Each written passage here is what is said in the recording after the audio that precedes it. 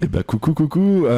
Pour ceux qui ont lu la petite description sur Facebook, moi je suis là aujourd'hui pour détruire votre enfance. Bon, alors peut-être pas détruire votre enfance parce que ce que je vais faire, c'est que je vais vous donner des petites anecdotes sur les films Disney.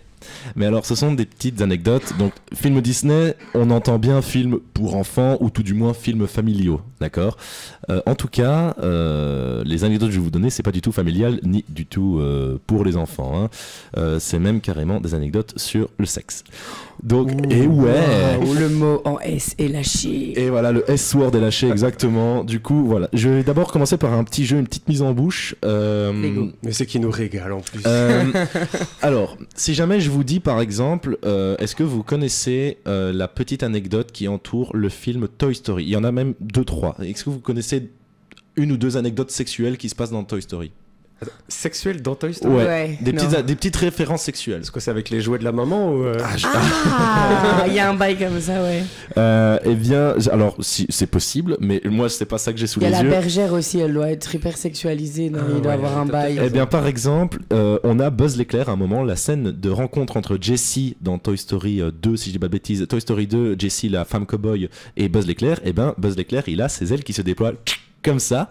C'est une évidence sexuelle, une comparaison à une érection phallique. Voilà. Sinon, toujours dans le. Mais c'est quelque chose que les fans ont décrypté ou c'est les producteurs qui ont. Disons qu'en fait, c'est des trucs où tu regardes et tu te dis oh tiens c'est marrant, ça pourrait ressembler à ça. Et puis après tu fais oh tiens c'est marrant, ça pourrait ressembler à ça. Mais en fait au fur et à mesure que tu regardes les films Disney, tu te dis mais non c'est pas possible, c'est d'office des trucs, c'est fait exprès. Parce que... Mais il y a quelqu'un qui a confirmé ou pas du tout ça?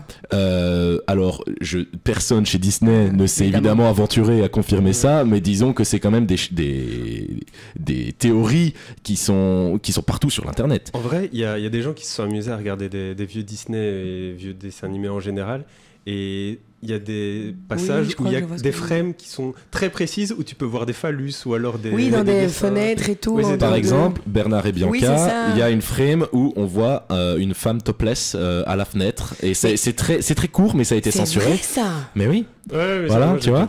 Genre dans la cassette de mes grands-parents, je peux regarder ça. Par exemple, voilà, okay. Exactement. Génial. Je parle du film Bernard et Bianca, bien sûr. Ouais, pas la femme topless à la fenêtre. Une frame, c'est 1/25e de seconde, donc j'espère que t'es...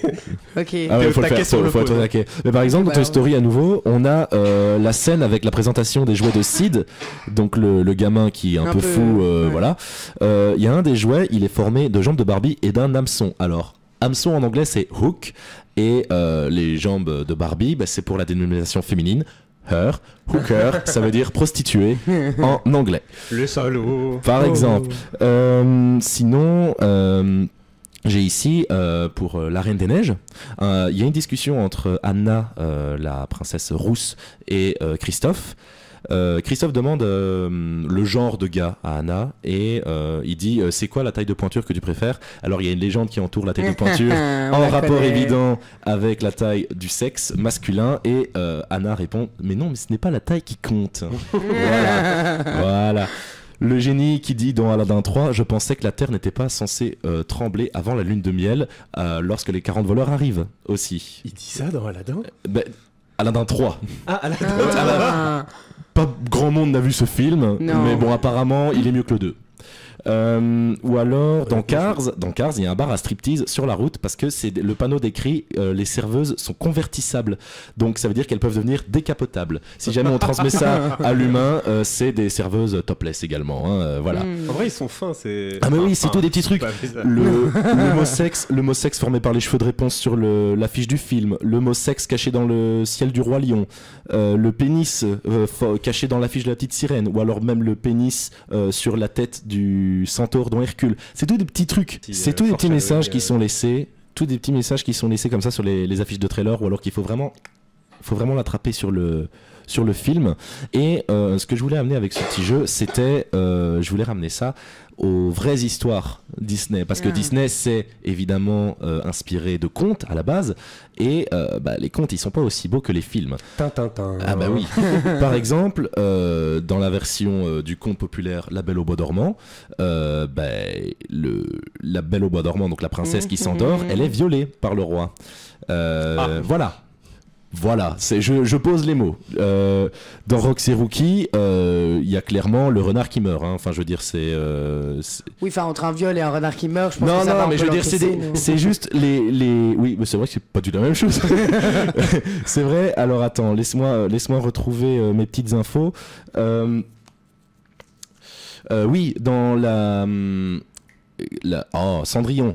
Le soulier de verre. Le soulier de verre. Donc, à un moment, t'as une scène dans le film où alors, c'est un vieux film. Le vieux, c'est l'un des tout premiers Disney, il me semble. C'est 1900. Ouais, c'est Blanche-Neige d'abord. Oui, le tout premier, c'est Blanche-Neige, mais il me semble que c'est pas longtemps après. Dans le conte original, lors des essais de la chaussure de verre, dans le conte, il y a carrément les deux sœurs. Il y en a une qui s'enlève un bout de talon et l'autre qui s'enlève les orteils pour que ça rentre. Et le prince, il fait mais il y a du sang, c'est pas vraiment ton pied qui allait dedans. Voilà. Non, j'ai coupé mes orteils. Oui, voilà, tranquille. Oui, dans le conte de Blanche-Neige, justement, on parlait de Blanche-Neige à l'instant, la sorcière mange le foie et le cœur de Blanche-Neige. Ouais, pas de la biche du coup. Ah non. Parle de la biche. Ah non. Voilà, c'est fun, hein, fun. C'est tout des... Voilà. Donc, je vous invite à aller vérifier par vous-même toutes ces petites infos. C'est vraiment super intéressant. Et tu te dis, ah ouais, quand même, Disney.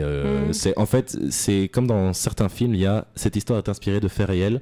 Voilà, c'est la même chose. C'est-à-dire que oui, effectivement, c'est inspiré d'eux, mais on est libre en termes d'interprétation. Oui. Voilà, c'est ce qu'ils ont fait chez Disney. Hein. Ils ont été très libres en termes d'interprétation. Après, les contes pour enfants qui datent d'il y a bien longtemps, c'était souvent pour raconter qu'il y ait une morale à la fin, pour apprendre quelque chose aux enfants.